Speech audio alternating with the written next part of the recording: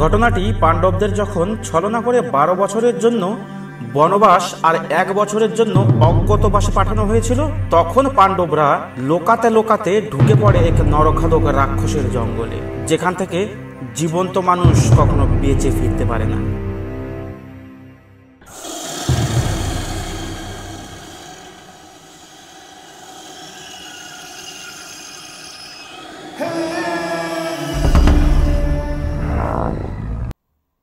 মানুষের গন্ধ পাচ্ছি। এই তল্লাতে বহুদিন কোনো মানুষের আগমন ঘটেনি, কিন্তু ব্যাপারটা কি একটু দেখি তো। হিড়িম্বা, হিড়িম্বা হাজির হও, যেখানেই থাকো হিড়িম্বা হাজির হও।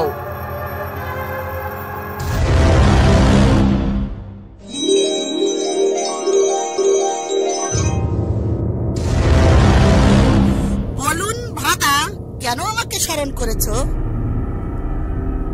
অনেক দিন বাদে আমার প্রিয় খাবার মানুষের দেখা পেয়েছি।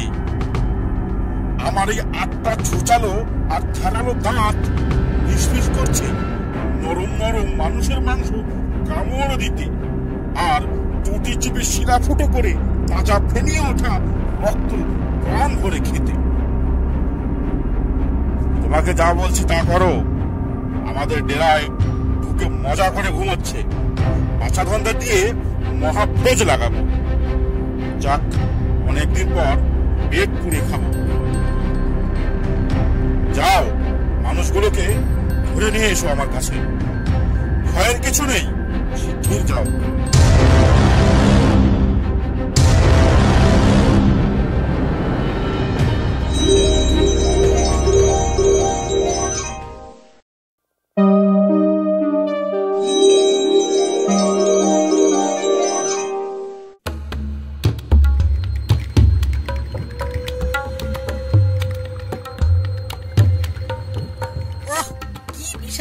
বাহু, দুধে আলতা গায়ের রং, সিংহের মতো চওড়া কাঁধ, আর কি রূপের বাহার! এ আমার স্বামী হওয়ার উপযুক্ত। একে মারলে পেট ভরবে কেবল কিছু সময়, কিন্তু এ বাঁচলে আমি সারা জীবন সুখে থাকবো। আমার ভাইয়ের নিষ্ঠুর আদেশ শুনবো না। মেয়েদের ভালোবাসা ভাইয়ের থেকে স্বামীর উপর শতগুণ বেশি।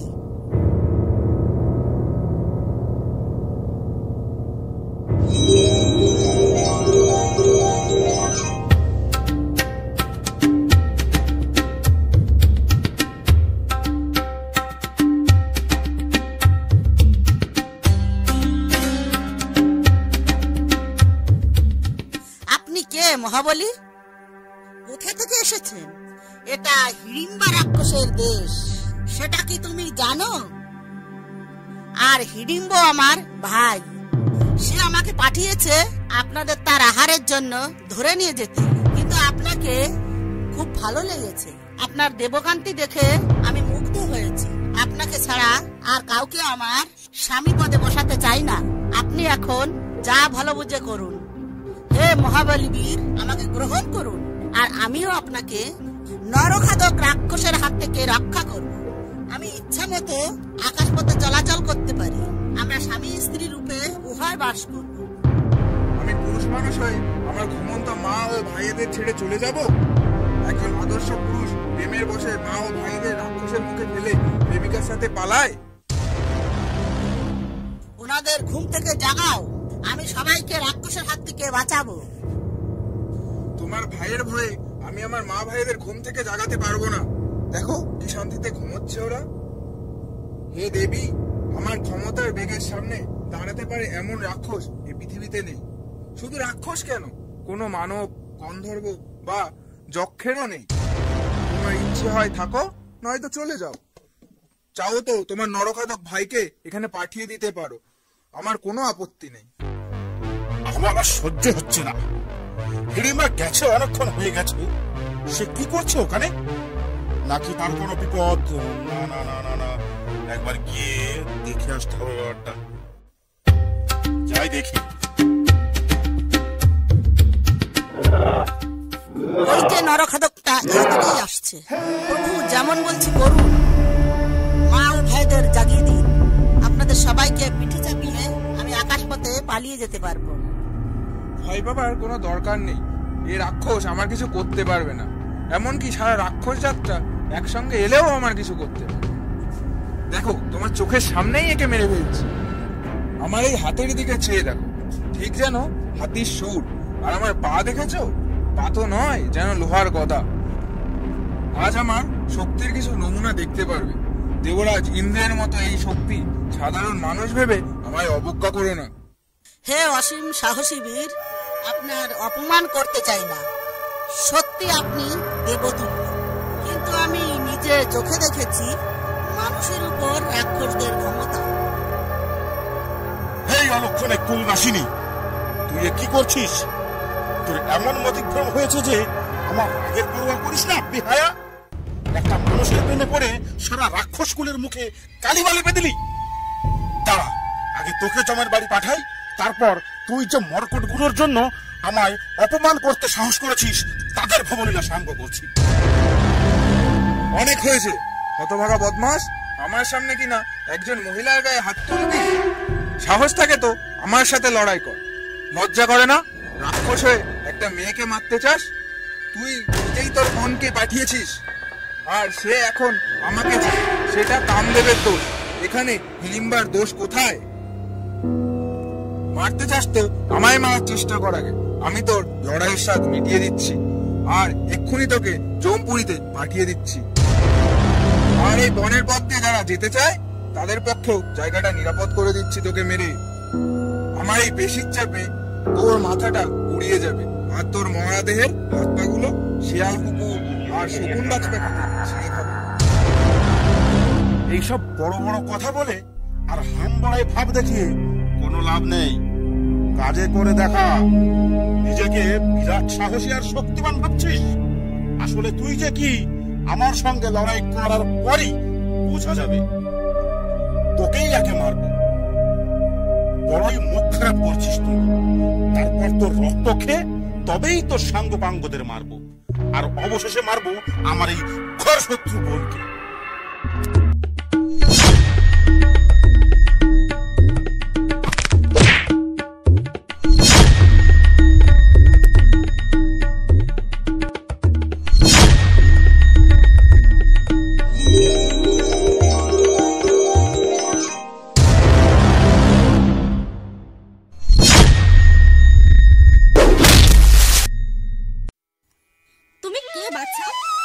রূপের ঝলক দেখে মনে তো হচ্ছে কোনো দেবকন্যা, নাকি বনের পরী, নাকি কোনো অপ্সরা, সোনার বরণ মেয়ে।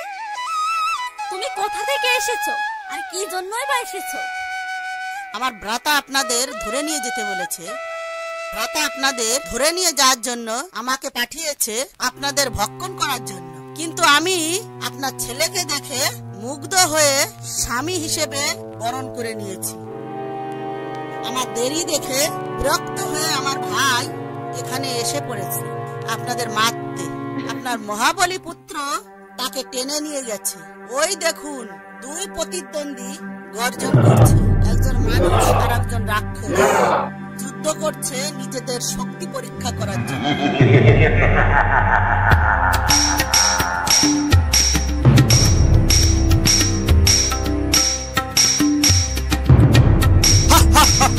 ভীম, ভয় নেই। দারুণ দ্বন্দ্ব। যুদ্ধের কথা আমরা জানতাম না, কিন্তু এখন এসে পড়েছি তোমায় সাহায্য করতে। নকুল আর সহদেব মাকে পাহারা দিচ্ছে, আর আমি এই রাক্ষসটাকে এক বানে মেরে দিচ্ছি।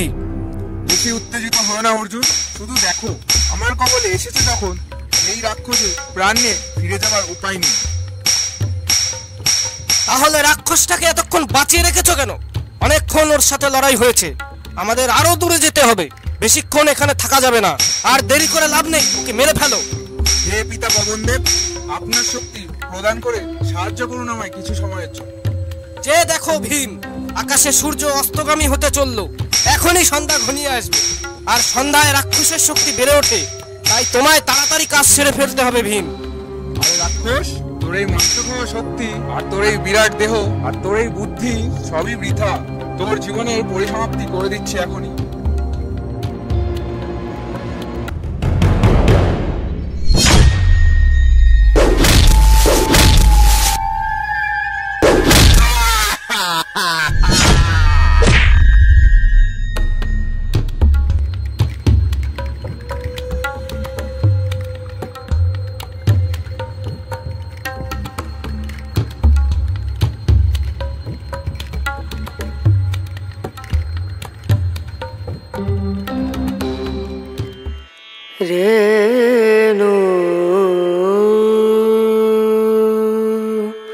শুনেছি এই বনের কাছাকাছি এক জনপদ আছে, তাড়াতাড়ি সেদিকে এগিয়ে যাওয়া যাক, দুর্যোধন আমাদের খুঁজে বার করার আগে।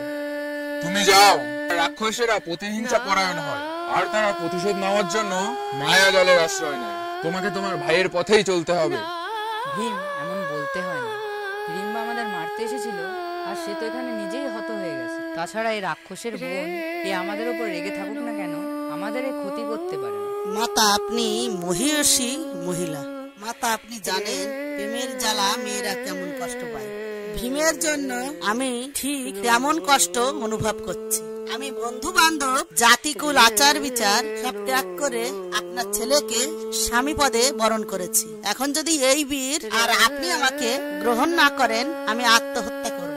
আমাকে রাক্ষস, বুদ্ধিহীন যাই বলুন, নয়তো আমাকে দাসী করে রাখুন, কিন্তু করুণা করে আপনি আপনার ছেলের সাথে আমার বিয়ে দিন। সেখানে আমি খুশি থাকব। বিশ্বাস করুন, আপনি যখনই আমার কথা স্মরণ করবেন, তখনই আপনার ছেলেকে ফিরিয়ে আনবো। আপনি চাইলে আপনাদের যেখানে খুশি বয়ে নিয়ে যাব। দয়া করে শুধু ভীমকে আমাকে গ্রহণ করতে বলুন। তুমি ভীমের খেয়াল রেখো আর তার সঙ্গে সুখে থাকো, এই আশীর্বাদই করি। কিন্তু প্রতি রাতে ওকে ফিরিয়ে এনো আমাদের কাছে। যতদিন তোমার কোনো পুত্র সন্তান না হয়, ততদিন পর্যন্ত আমি তোমার কাছে থাকবো। আচ্ছা, তাই হোক।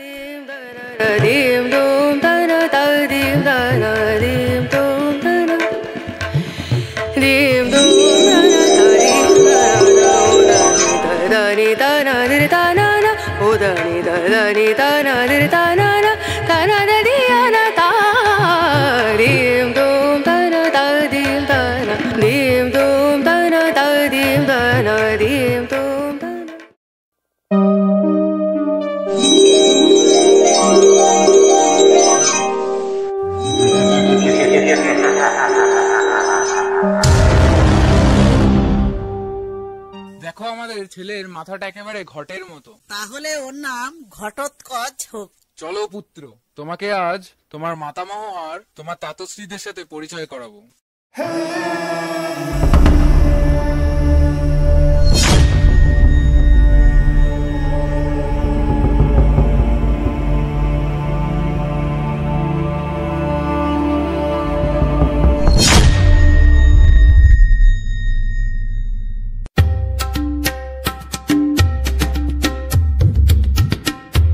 মাতা, আমার স্বামীর সঙ্গে বাস করার দিন এখন শেষ হলো। পিতা, আপনার যখন প্রয়োজন হবে তখনই আমাকে স্মরণ করবেন, আমি হাজির হয়ে যাব।